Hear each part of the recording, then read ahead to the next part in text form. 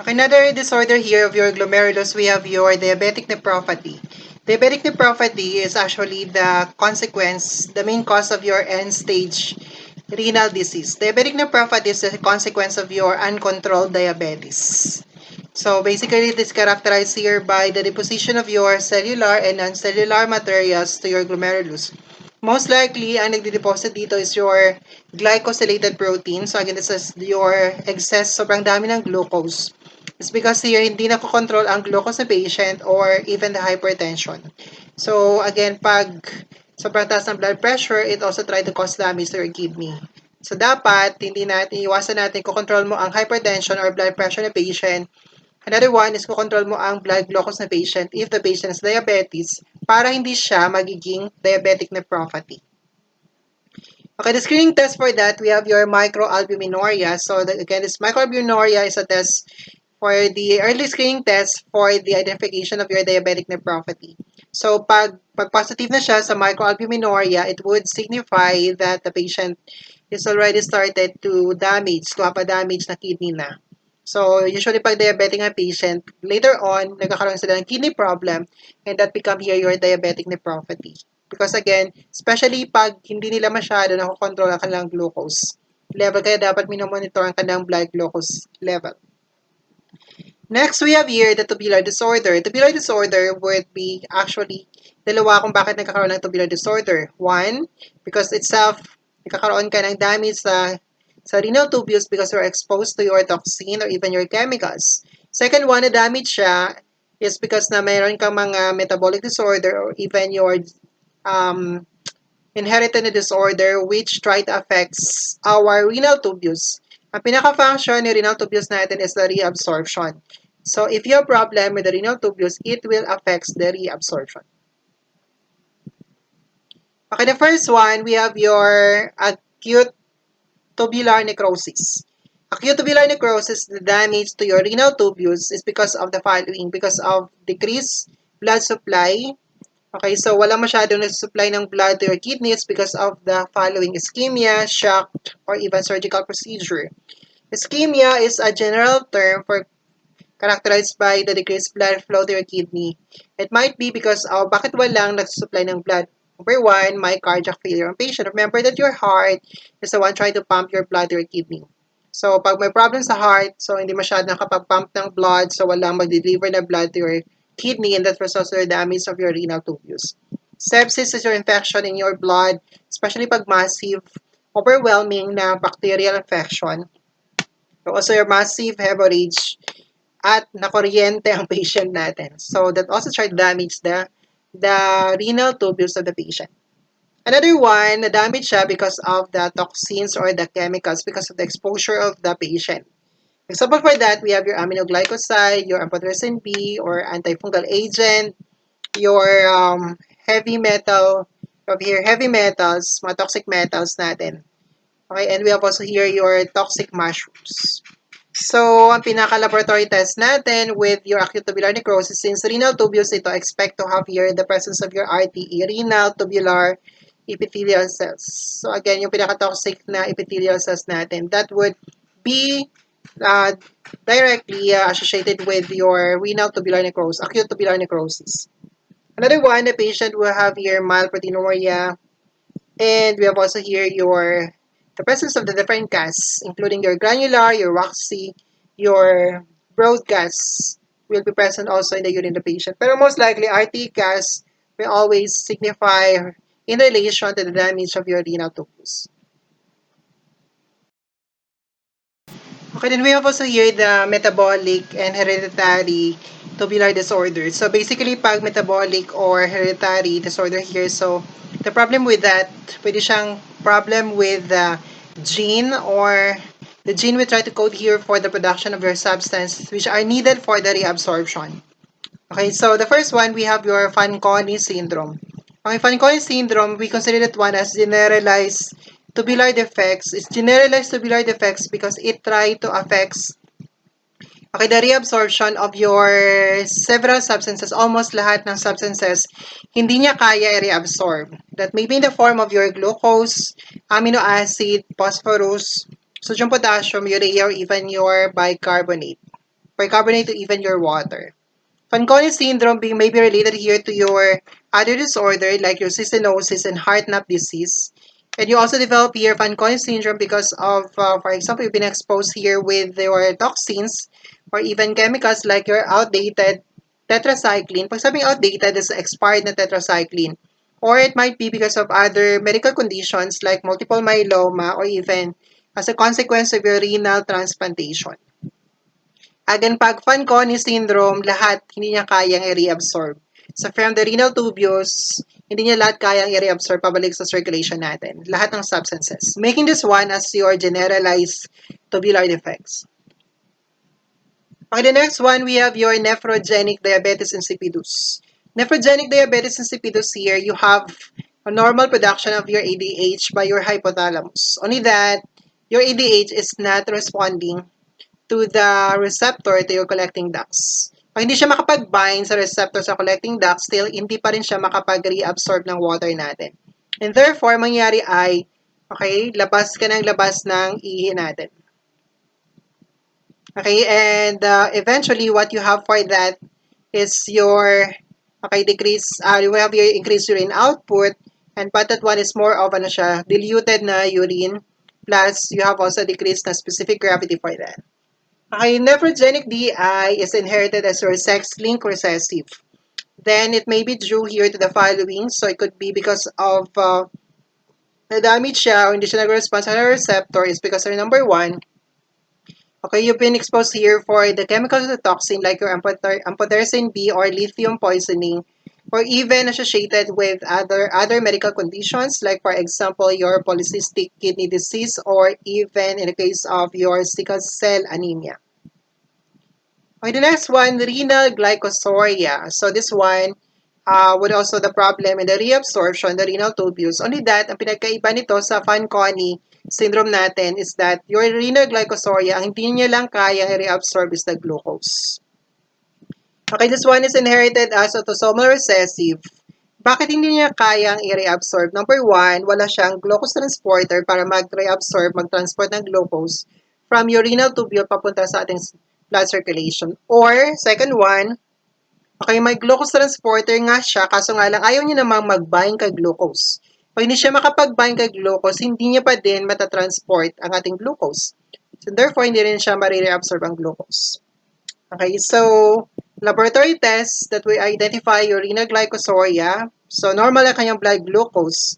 Pero bakit, again, bakit magpapositive siya sa urine glucose? Is because kahit normal ang level ng glucose sa ultrafiltrate, hindi niya kayang reabsorb. So, wala talaga siyang na-reabsorb. And even that, so mangyari ay lahat noon ay lalabas sa ihi na patient natin.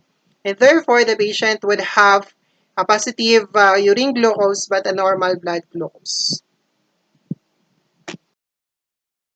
Okay, the next one, we have your interstitial disorder.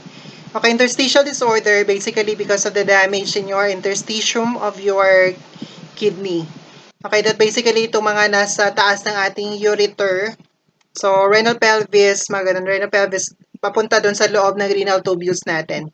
That's why most likely your interstitial disorder being called here as your tubulo-interstitial disorder because pag may damage sa interstitium natin, most likely also try to affect our renal tubules kasi karugtong niya. Okay, the first one, because again, it's one interstitial disorder here is just your inflammatory reactions para siyang infection lang. Okay, so this includes here your urinary tract infection. Okay, there are two types of your urinary tract infection. We have the upper and the lower urinary tract infections. The lower urinary tract infection, you call that one your cystitis, where it could be found here only infection in your bladder and your urethra. Okay, so that will be identified by the presence of your WBC and even your bacteria, signifying the patient would have a urinary tract infection. On the other hand, you could also have here the upper urinary tract infection. You call that one as your pyelonephritis. Okay, pyelonephritis affects your renal pelvis, medyo sa taas na siya, pelvis, interstitium, and even your renal tubules. Usually, ang pyelonephritis natin is just a consequence of your untreated na cystitis. So, bacteria mo dun sa baba, may urinary tract infection ka, hindi mo siya ginamot, ang mangyari ang bacteria umakyat pataas, that become your pyelonephritis. How are you going to differentiate if that's one is cystitis lang or pyelonephritis? Both of them contains WBC or pus cells sa bacteria. Only that, pag may pyelonephritis tayo, since nasa renal tubules na siya, expect to have here the presence of your CAS. Walang CAS na makikita sa ating UTI, I mean sa ating cystitis. Because remember, your CAS is just being produced dun sa renal tubules natin, not in your bladder, not in your urethra, as in the case of your cystitis. Okay, we have here two types of your pyelonephritis according to the duration of the manifestation. The first one, acute pyelonephritis. So, very common among young children siya because it's just an acute na pyelonephritis. Again, your acute pyelonephritis is just a consequence of your untreated na cystitis where the bacteria try to ascend papunta sa taas and at the same time, hindi bumababa ang urine ni patient natin. So therefore, hindi na-flush, naiipon ang ating urine and therefore ang bacteria mo ay andun lang sa taas and therefore producing here your acute pyelonephritis. Bakit hindi bumababa ang urine? Number one, because of the pregnancy. Nahirapan siya umihi. And second one, renal calculi, so may nakabara na kidney stone. Another one is your vesiculo-urethral reflux. So para siyang reflux na pumipigil na ang ating ihi sa taas, ureter papunta sa bladder para makalabas sa ihi natin. Okay, so ganun. Pag since hindi siya nakababa, that become your acute pyelonephritis. However, your acute pyelonephritis, you can treat that one by your antibiotics. Another one, chronic pyelonephritis. So chronic pyelonephritis, so from the word itself, it would have your longer duration. So pabalik-balik na ito. And basically, your chronic pyelonephritis because of your congenital structural defects or in the anatomy of the kidney itself ni patient natin. So kahit anong gawin mo, not unless to perform surgical operation para makorek ang kanyang anatomy of the kidney of the patient. So doon lang siya subsides or ma-treat ang patient natin. Kung hindi, most likely ganyan, pabalik-balik lang siya because of sa structure ng kidney niya talaga mismo ang problem natin. So wherein it will prevent the downward movement of the urine of the patient and therefore become a chronic pyelonephritis. Another one, we have your acute interstitial nephritis. Acute interstitial nephritis is just your allergic reaction primarily following your drug administration, 2 weeks after your drug administration like your penicillin, ampicillin, methicillin, or even your non-steroidal anti-inflammatory drugs or with the use of your diuretics. So since allergic reaction siya, expect to have here the fever, skin rashes. So sa patient natin sa signs and symptoms. Okay, laboratory test. So they will have here the presence of your WBC without the bacteria. Okay, kasi more of the eosinophil ito kasi allergic reaction. And identification of your eosinophil could be done here by your Hansel stain. Again, Hansel stain is a specific na stain for our eosinophil. Okay, then we have also here the renal failure. So ito yung pinakamalala na. Kanina, pamild pa lang tayo ng pamild ngayon. Okay, yung pinakamalala, renal failure. So, okay, dead skin ang pasyente natin for this. Okay, renal failure is characterized here para sa end-stage renal disease. So, this is characterized here by marked decrease in the glomerular filtration rate. Sobrang bagal niya na mag-filter. So, that's less than 25 ml per minute na lang. Okay, we have your azotemia with increased BU and creatinine, signifying here that you have a severe problem with your kidney. We have also here lack of the concentrating ability. So, isostenotic na lang ang urine natin, 1.010. Hindi siya tumataas, hindi siya nagko-concentrate. Another one, we have your electrolyte imbalance. Your renal failure could be classified according to where is the damage. Pwede siyang pre-renal, renal, or post-renal. Pre-renal because of the decreased blood supply that goes delivered to your kidney. Your renal may be problem with your tubules or even your glomerulus. Post-renal here because of your kidney stone or your renal calculi or even your tumor that try to affect here the downward flow of your urine from your kidney going down to your ureter down to your bladder. Okay, so we have here the lab test that could help us then to identify if the origin here is pre-renal, renal, or post-renal. In the presence of your RTE or even the CAS, that's more of the pre-renal. In the presence of the RBC, in the case of your glomerular, even WBC, with or without bacteria, signifying there's an infection in interstitium, so that's the renal problem. And we have also here post-renal would be the presence of your normal or even abnormal appearing urothelial cell. Okay, the last one, we have your renal lithiasis or kidney stone. Okay, the kidney stone is being produced here in the renal pelvis or even your ureters, alkalices pelvis of your kidney, in ureter or even in your bladder. Masakit ang, pag nasa ureter natin, sa ureter sobrang nipis siya, parang ganon. So pag may stone doon nagagasgas, sobrang sakit siya. Your bladder, usually urolithiasis na tinatawag, is more of ano siya, cholelithiasis, I mean. Pag nasa bladder, most likely because of the fats. Okay, the shape of your kidney stones vary here depending on where they are being found. So pag nasa renal pelvis siya, the renal pelvis siya, most like this one would have your large or staghorn shape. Pag nasa bladder siya, you'd have your smooth and round shape. Okay, for the treatment, so pwede mo siyang patamaan ng shock waves ang ating stone para matunaw siya and therefore it will be passed out the urine sample by the process called here your or procedure, you call that one as your lithotripsy. Instead na operahan ka, tatanggalin ng stone, so less invasive, okay, titirahin na lang siya ng laser, okay, shock waves, so para matunaw siya and eventually we pass out the urine ng patient natin.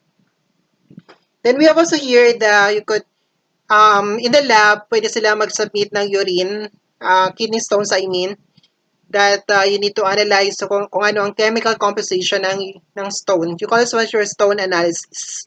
You can perform the chemical examination. So you add chemicals and then identify kung anong constituent niya. Is that the phosphate? Is that the carbonate? So identification of the chemical composition of your um, kidney stone will help here in the management kung paano siya tatanggalin kung paano siya i-treat ang patient natin. Another way of identification of that is by your X-ray crystallography. It could also help to identify the chemical composition of your renal stone or kidney stone. Okay, then we have here the formation. Paano na-form ang ating kidney stone? Just like the formation of our urine crystal is also highly dependent on the pH. So concentration natin, so more concentrated, the more likely it will going to be produced or form. And we have also here your urine stasis. Urine stasis here is hindi ka nakakaihi ng normal. So, pinipigilan siya. So, it will have a tendency to develop here to form your renal calculi or kidney stone. May mga patient, may mga tao talaga na stone former. Meron naman na kahit anong gawin nila, hindi sila nagpo-form ng stone. Pero yung iba, kahit konting ano lang, nagpo-form agad sila. They are stone former. Okay, the major urine kidney stones natin may be in the form of 75% of that is the form of calcium oxalate or calcium phosphate. Could also be in the form of your stovite or your magnesium ammonium phosphate. Pwede siya made up of the uric acid or even cysteine crystals. Okay, so that's all with our renal diseases. Okay, thank you.